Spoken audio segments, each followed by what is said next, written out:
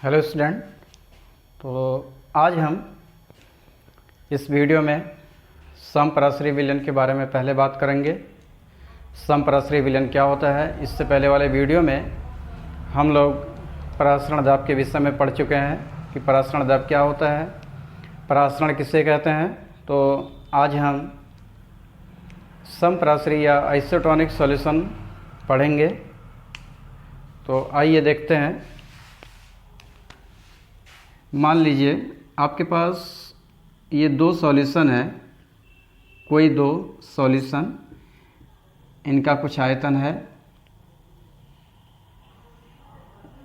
एक सॉल्यूशन ये है, दो विलयन है, इसका परासरण दाब मान लीजिए P1 है और इसका परासरण दाब क्या है, P2 है। तो ये दोनों विलयन आपके समपराश्रयी तभी कहलाएंगे जब दोनों का ऑस्मोटिक प्रेशर क्या होगा, सेम होगा। अर्थात दोनों का परासरण दाब अगर सेम है तो उस स्थिति में ये दोनों विलयन क्या कहलाएंगे, आपके समपराश्रयी विलयन कहलाएंगे। तो हम इसको डिफाइन कर सकते हैं। स्थिर ताप पर याद रखें, जो टेम्परेचर है वो कांस्टेंट होना चाहिए, ठीक है। तो समान ताप पर जिन विलयनों का परासरण दाब समान होता है समपराश्रयी विलयन कहलाते हैं।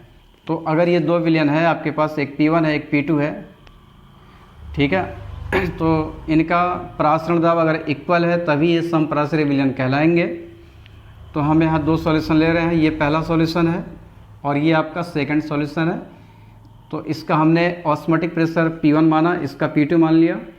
इसके बाद मैं यहाँ पर इस तरीके से लिख दे रहा हूँ, ऑस्मोटिक प्रेशर इसका P1 है और ऑस्मोटिक प्रेशर इसका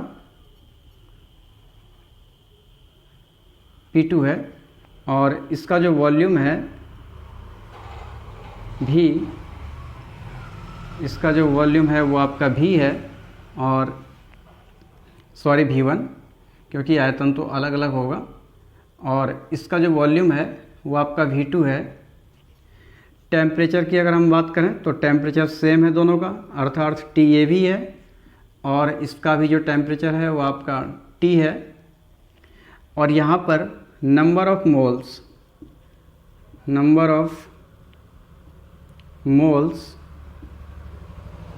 ऑफ सॉल्यूट जो है, विलेय के मोलों की संख्या N1 मान लेंगे, और यहाँ पर मान लो कि नंबर ऑफ मोल्स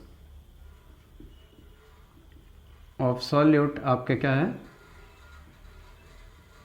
N2 है, ठीक है। तब आप जानते हैं, ठीक है, आप यहाँ लिख सकते हो कि we know that P V equal NRT या NST, जो भी कहें आप इसको। ये मैं पहले पढ़ा चुका हूँ आपको, इससे पहले वाले वीडियो में आपने इसको देखा है, ठीक है, कि पी वी बराबर NST होता है। इसलिए हम यहाँ कह सकते हैं कि फॉर सॉल्यूशन नंबर फर्स्ट, ठीक है, फॉर सॉल्यूशन फर्स्ट जो पहला जो विलयन है उसके लिए इसके अकॉर्डिंग आप क्या लिखोगे, प्रेशर P1 है, वॉल्यूम इसका V1 है, मोलों की संख्या N1 है, S कांस्टेंट है, सॉल्यूशन कांस्टेंट कहते हैं इसको, टेम्परेचर आपका कांस्टेंट, ठीक है। अब फॉर सॉल्यूशन नंबर कौन सा, सेकंड। तो अगर हम सेकंड सॉल्यूशन की बात करें तो second solution osmotic pressure P2 है, इसका वॉल्यूम V2 है, मोलों की संख्या N2 हो गया, और ST, ये आपका जो है इक्वेशन नंबर फर्स्ट हो गया, ये इक्वेशन नंबर सेकंड। अब आप कह सकते हैं कि बट फॉर आइसोटोनिक सॉल्यूशन, ठीक है, आइसोटोनिक सॉल्यूशन के लिए हम जानते हैं कि P1 बराबर किसके होगा, P2 के होगा। समान ताप पर जिन विलयनों का परासरण दाब समान होता है, क्योंकि हम आइसोटोनिक सॉल्यूशन की बात कर रहे हैं, तो आइसोटोनिक सॉल्यूशन के लिए हम ये कह सकते हैं P1 बराबर P2 के होगा, और इसको हम मान ले रहे हैं क्या, P, ठीक है। ये P1 और P2 को दोनों का जो मान है वो आपका क्या आ रहा है, P आ रहा है। Then from equation first and second, first और सेकेंड से आपको क्या मिलेगा, आप देखो P1 को आपने P लिया तो PV1 इक्वल N1 ST और PV2 इक्वल N2 और ST। ये आपका थर्ड हो गया और ये आपका फोर्थ हो गया। यहाँ तक क्लियर है? आई होप आपको समझ में आ रहा होगा। चलिए आगे देखते हैं। फ्रॉम क्या 3/4 कर लीजिए, इसको भाग दे देते हैं तो हमें क्या मिलेगा, PV1 by PV2 this equal N1 ST divide by N2 ST। तो यहाँ पर देखें T से T कैंसिल, S से S कैंसिल, P से P कैंसिल, ठीक है। P से P कैंसिल होगा, S और T ये तीनों आपके कैंसिल होंगे और आपको यहाँ पर मिलेगा क्या, V1 by V2 this equal N1 by N2, ठीक है। लेकिन बट वी नो दैट, क्या आप जानते हैं कि मोलों की संख्या n जो है W/m के होती है, ठीक है, भार बटे अणुभार होता है। ये आप पहले से पढ़ चुके हैं। तो अगर हम N1 की बात करते हैं तो N1 बराबर कितना आएगा पहले वाले सॉल्यूशन के लिए, W1 बटे M1। तो आप इसको लिख सकते हैं W1 by M1 divide by N2 के लिए आ जाएगा W2 बाई M2। और यहाँ से V1 बाई V2 की वैल्यू निकल के आएगी क्या, ये M2 आपका ऊपर चले जाएगा तो W1 into M2 divide by W2 into M1। तो इसकी हेल्प से आप मॉलिक्यूलर वेट फाइंड कर सकते हैं दोनों विलयनों में से जो भी विलयन आपको दिया गया है।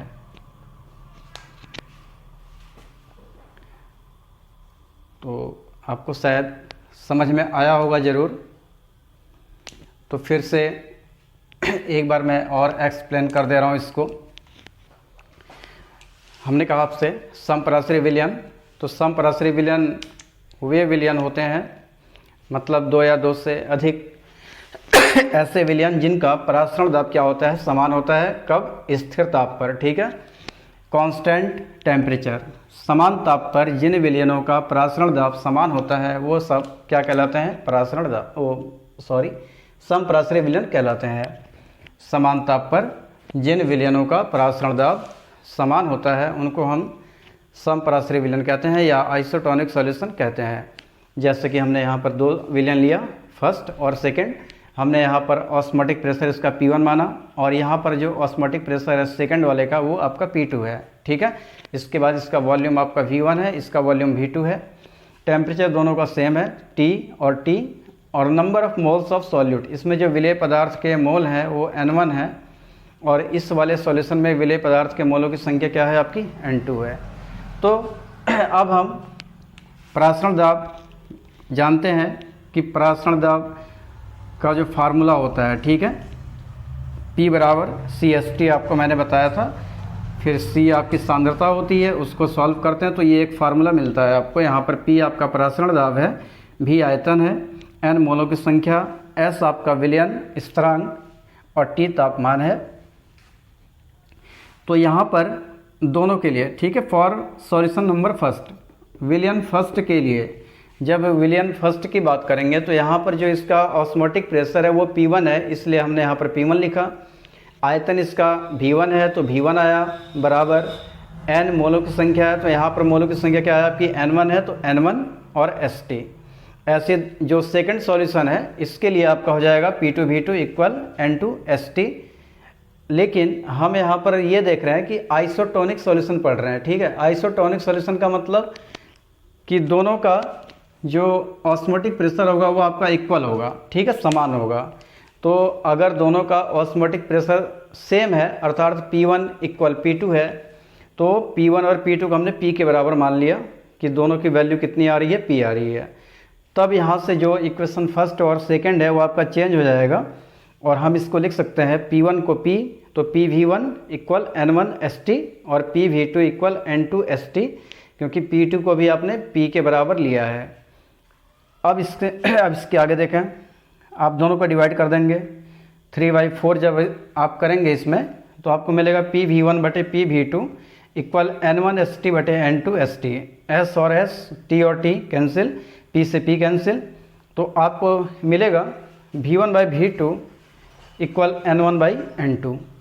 अब यहाँ पर ये जो n है आपका मोलों की संख्या है, तो मोलों की संख्या n बराबर क्या होता है, भार बटे अणुभार होता है, W/m होता है। तो अगर पहला सॉल्यूशन है तो उसके लिए W1 बटे M1 हो जाएगा और दूसरे सॉल्यूशन के लिए W2 बटे M2 हो जाएगा, ठीक है। बटे वाला चिन्ह हटेगा तो M2 ऊपर आ जाएगा और M1 नीचे आ जाएगा, तो W1 M2 बटे W2 M1। तो ये फार्मूला आपके काम आएगा, तो इसे आप नोट कर लें।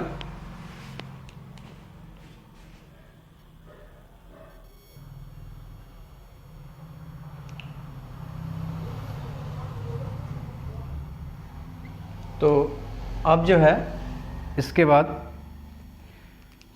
नेक्स्ट है आपका हाइपरटोनिक एंड हाइपोटोनिक सॉल्यूशन क्या होते हैं।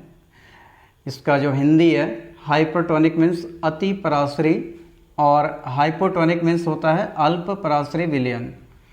तो अति पराश्री और अल्प पराश्री विलयन क्या होते हैं, देखें, समान ताप पर, ठीक है, टेम्परेचर आपका सेम होना चाहिए, सॉल्यूशन आपके दो, समान ताप पर दो विलयन अगर आपके पास हैं तो उन दो विलयनों में से जिस विलयन का परासरण दाब अधिक होता है उसे हम अति पराश्री विलयन कहते हैं, और उन्हीं विलयनों में से जिस विलयन का परासरण दाब कम होता है उसे हम अल्प पराश्री विलयन कहते हैं, ठीक है। जैसे देखें, जो हमारा RBC है, ठीक है, रेड ब्लड सेल,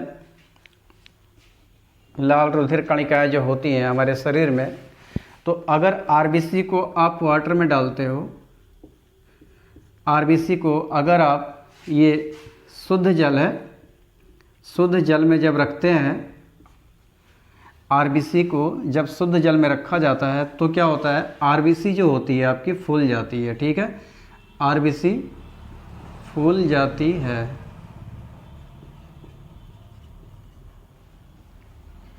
ठीक है, ऐसा क्यों होता है, ऐसा इसलिए होता है क्योंकि आपको पता है ऑस्मोसिस प्रक्रिया जो होती है, ठीक है, ऑस्मोसिस प्रक्रिया में हम जानते हैं जो विलायक के मॉलिक्यूल्स हैं कम सांद्रण वाले विलयन से अधिक सांद्रण वाले विलयन की ओर स्वतः प्रवाहित होते हैं मेम्ब्रेन के थ्रू, ठीक है, अर्धपारगम्य झिल्ली द्वारा स्वतः प्रवाहित होते हैं कम सांद्र विलयन से अधिक सांद्र विलयन की ओर।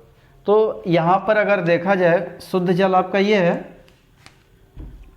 तो अगर हम फिगर के हिसाब से देखें, मान लीजिए यहाँ पर आपका ये H2O है और ये आपका एक पात्र है, इसमें आपने क्या रखा है, इसमें RBC है, ठीक है। तो इसमें अगर आपने मेम्ब्रेन लगा दिया तो ये विलायक के मॉलिक्यूल्स हैं, ठीक है, ये विलायक के मॉलिक्यूल्स किधर मूव करेंगे, इधर की ओर।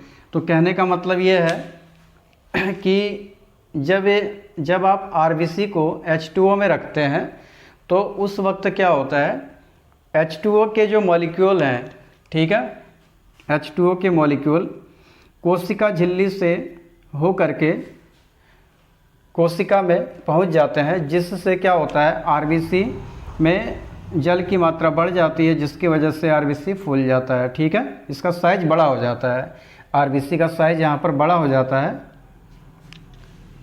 मैं यहाँ पर लिख दे रहा हूँ, RBC का आकार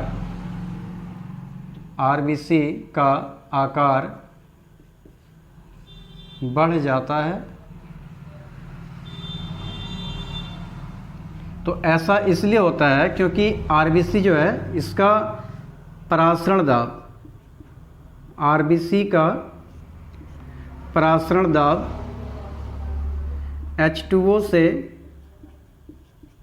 क्या होता है, अधिक होता है।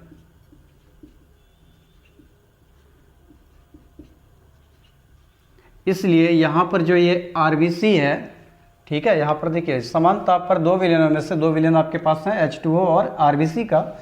इनमें से जिस विलयन का परासरण दाब अधिक होता है तो यहाँ पर आरबीसी का परासरण दाब क्या है आपका, अधिक है। इसलिए ये जो आरबीसी है ये क्या है आपका, हाइपरटोनिक सॉल्यूशन है, हाइपरटोनिक सॉल्यूशन है, क्योंकि यहाँ पर इसकी सांद्रता अधिक है, इसकी सांद्रता आपकी क्या है, कम है। अब इसके अलावा एक चीज़ और देखते हैं। इसके विपरीत अगर आप आरबीसी को क्या करते हैं, आरबीसी है आपके पास और इसको हम NaCl का विलयन आपने ले लिया, ठीक है, आरबीसी है और ये नमक है। जब इसको आप रखते हैं आरबीसी को नमक के संतृप्त विलयन में, जब आप इसको रखेंगे आरबीसी को, तो यहाँ पर आप देखेंगे कि आरबीसी का जो आकार है, आरबीसी का यहाँ पर 1 मोलर सांद्रण का विलयन लेना है आपको, ठीक है। तो आरबीसी का जो आकार है वो क्या हो जा रहा है आपका, कम हो जा रहा है, कम हो जाता है, ठीक है। ऐसा क्यों होता है, अब यहाँ पर भी वही नियम लागू होगा। इन दोनों को कनेक्ट करेंगे मेम्ब्रेन से और यहाँ पर आरबीसी आपने रख लिया और ये आपका NaCl है। तो ये नमक का संतृप्त विलयन है। तो यहाँ पर क्या होगा, आरबीसी के जो मॉलिक्यूल हैं, मतलब आरबीसी में जो भी आपका वाटर का मॉलिक्यूल है, विलायक आपका वही है। तो आरबीसी में जो आपके विलायक के मॉलिक्यूल होंगे वो किधर की तरफ भगेंगे, इधर NaCl की तरफ से, NaCl की तरफ भगेंगे।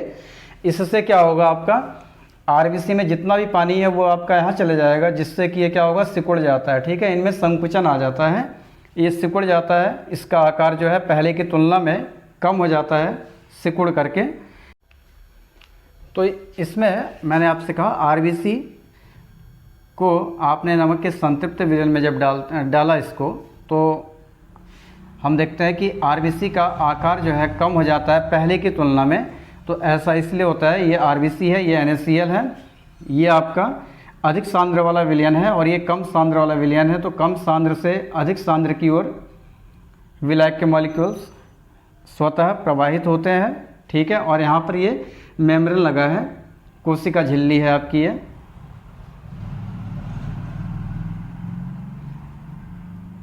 Cell membrane. तो इस स्थिति में क्या होता है कि आरबीसी का परासरण दाब है, आरबीसी का परासरण दाब NaCl के संतृप्त विलयन से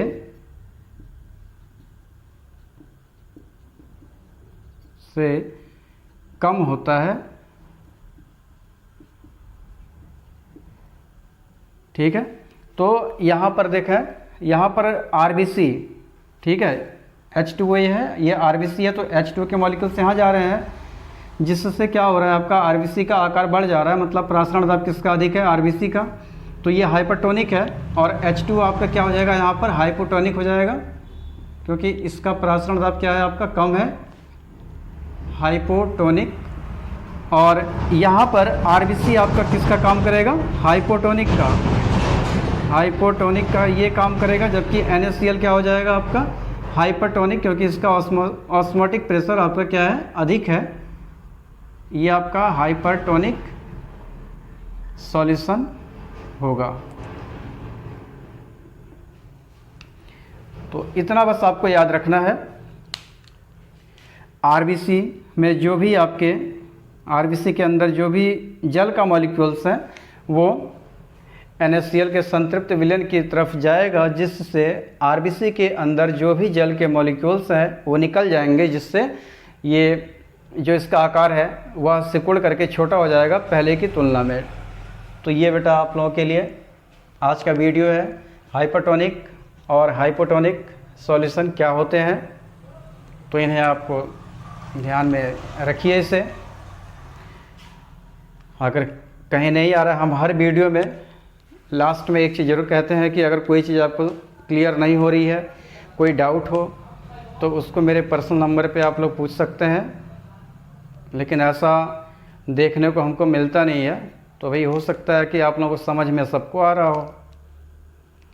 तो अगर फिर भी अगर कोई डाउट है तो आप लोग बेझिझक हमसे पूछ सकते हैं, जो भी आपकी दिक्कत होगी दूर की जाएगी। Okay student.